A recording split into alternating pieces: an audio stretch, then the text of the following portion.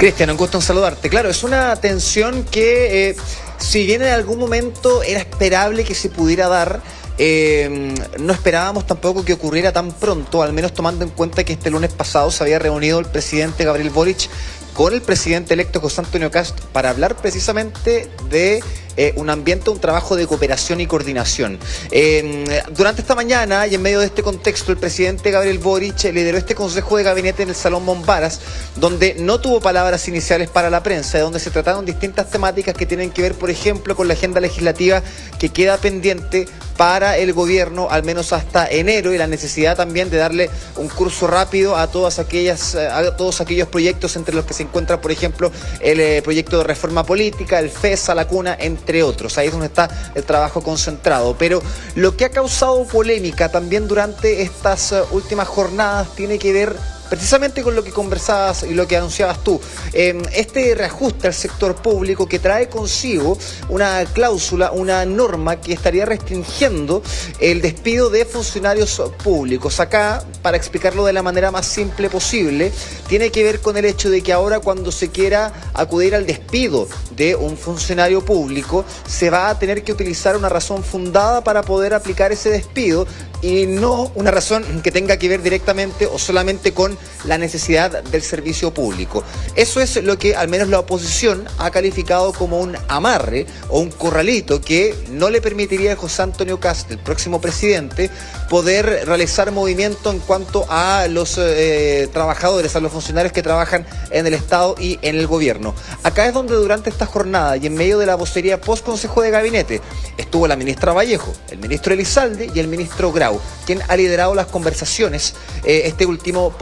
respecto a esta medida que ha causado tanta polémica y que todavía está pendiente de aprobación en el Congreso Nacional. Ahí es donde el ministro hacía esta distinción, que tiene que ver con el hecho de que al menos estos cargos de confianza, en lo que José Antonio Kast ha considerado en algunas veces que se trata de operadores políticos, básicamente,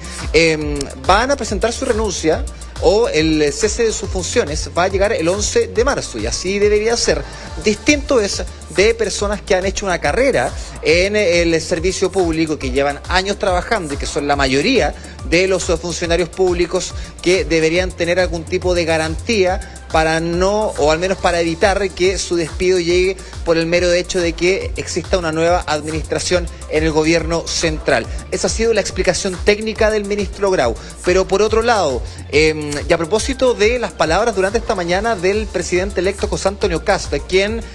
habló, cuando se le pregunta respecto a este amarre, que cualquier persona que pretenda amarrarse un cargo, y acá estoy citando, que ande con cuidado o que se cuide. Le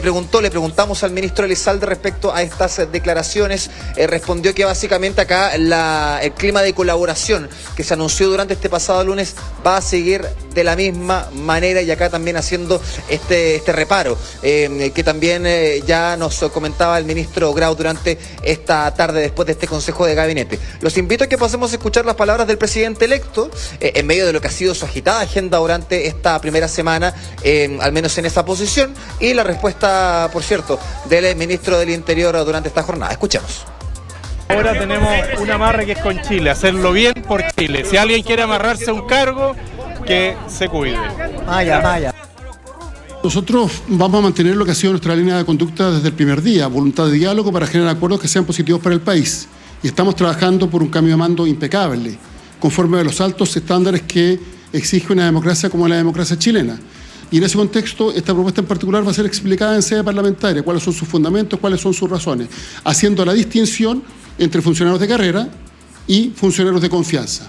Reitero, los funcionarios de confianza, obviamente, terminan sus vínculos laborales con el Estado el 11 de marzo porque ingresaron al gobierno producto de su adhesión con el proyecto del presidente Boric. Claro, lo decíamos ayer, esto de alguna manera choca con las intenciones del presidente electo, quien en medio de su campaña ha utilizado distintos conceptos, entre ellos el que ya habíamos mencionado, el de operadores políticos, y que pretendía precisamente sacarlos de sus puestos cuando él llegara a ser gobierno, algo que se va a concretar el próximo 11 de marzo. Es una polémica que incluso ha tenido reparos o ha tenido críticas desde el mismo mundo oficialista, cuando tomamos también en cuenta las palabras de algunos diputados que han hablado también de la necesidad de aclarar esto y que evitar también de que las personas se queden precisamente, aquellos que trabajan en el servicio público, amarradas a puestos que suelen ser de confianza y que en otros casos no tanto, pero que de alguna manera también forman parte de todo este debate que se ha levantado a raíz de este acuerdo que logra el Ministerio de Hacienda con los trabajadores del servicio público, y que, recordemos, y lo menciono nuevamente, está sujeto a lo que se pueda llegar como acuerdo también en el Congreso Nacional, donde ya diputados parlamentarios de oposición han planteado la idea de rechazar directamente esta medida con esta cláusula que ha causado también tanta controversia durante estas últimas jornadas. En medio de todo este contexto y en paralelo a esta polémica que se ha levantado, Cristian, y a quienes nos ven, está también otra situación que también ha formado parte de la coyuntura de la contingencia política actual, y particularmente con lo que tiene que ver con la próxima primera dama, María Pía Adriasola, las intenciones que tiene ella de llegar a Palacio a reconstruir, por decirlo de alguna forma, este rol de primera dama que de alguna manera queda eliminado o queda también relegado durante el gobierno del presidente Gabriel Boric. Llega María Pía Adriasola a habitar este cargo. Eso es lo que se tiene ya predispuesto durante estos próximos meses. Ya se está trabajando en aquello, en la idea de poder restablecer la oficina de la primera dama, que se encuentra en la esquina de calle Moneda con Morandé, ahí donde ya está comenzando a tantearse el terreno con la idea de poder restablecer nuevamente este rol, en lo que podríamos decir tendría como principal función para la esposa, para la mujer de José Antonio Kast,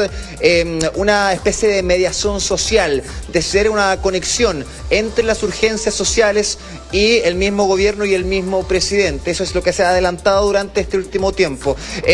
Una idea, o al menos una propuesta que ha tenido respuesta por parte del Ejecutivo, particularmente en la ministra de la Mujer y Equidad de Género. Hablamos de Antonia Orellana, que durante esta última semana se refería a este cargo y al hecho de que, en su punto de vista, que es compartido también por la ministra Vallejo y el gobierno en general,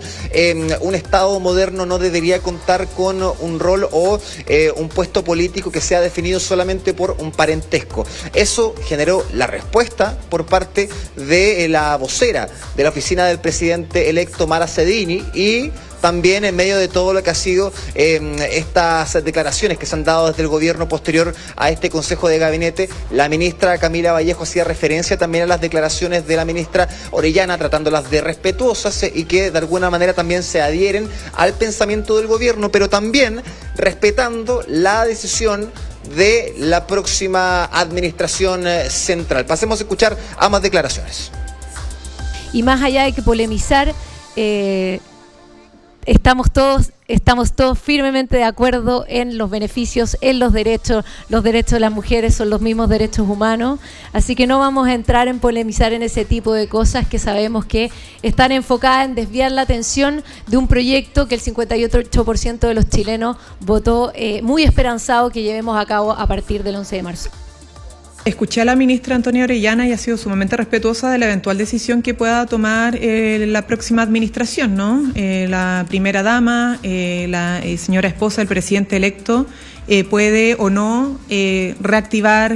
o reimpulsar el rol de primera dama, ¿no? Nosotros tomamos una decisión en su momento, ¿no? Porque entendíamos o creíamos que efectivamente cargos que manejaban recursos públicos no deberían recaer en familiares del presidente de la República, pero somos respetuosos de la decisión que pueda adoptar la próxima administración en esta materia, ¿no?